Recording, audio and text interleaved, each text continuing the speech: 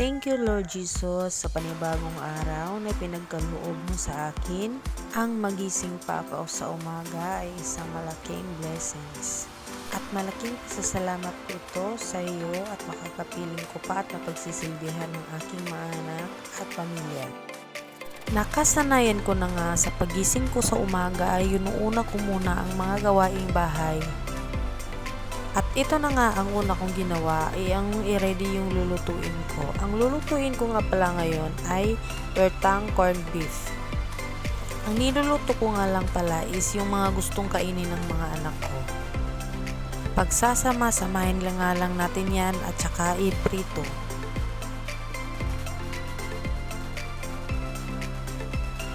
At nang naluto na nga ay ginising ko na agad yung aking anak upang siya ay makakain. Naakala ko siya lang ang may pasok ngayong araw na ito.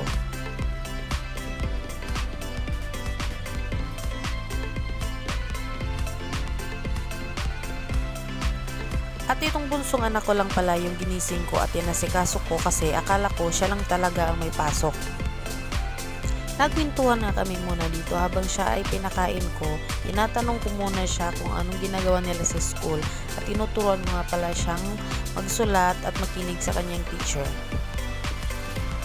At nung nangalahati na ngayong kape, naisipan ko nga mag-init ng tubig kasi wala na palang laman ng aming termos. At lumabas na nga ako dito sa likod ng aming bahay dahil dito ako mag-iinit ng tubig.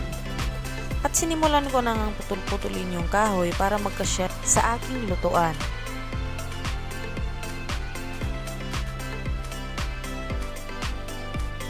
Nagpapoy na nga ako at sinalang ko na yung maputi kong takore at sinimulan ko nga maglagay ng tubig dito sa malaking planggana.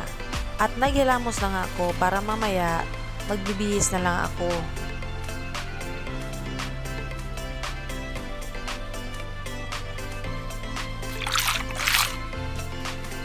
At sa wakas kumulo na yung tubig at nilagay ko na siya sa termos at pinasok ko na siya dito sa loob ng aming bahay.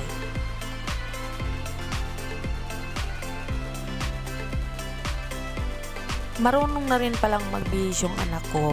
Inayos ko lang yung short niya kasi nakatupi yung sa likuran. At tingnan nyo naman yung isa kong anak. Hindi pa siya nakabihis. Hindi ko siya inasikaso kasi akala ko nga wala siyang pasok. Kasi nung i-check ko yung GC nila kanina paggising ko sa umaga, wala namang update yung teacher na may pasok ngayong araw. Kaya itong isang anak ko lang yung inasikaso ko.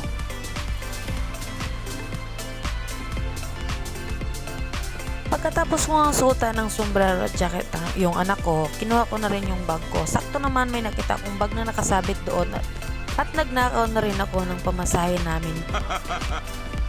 Mga 20 million nga pala yung ninakaw ko.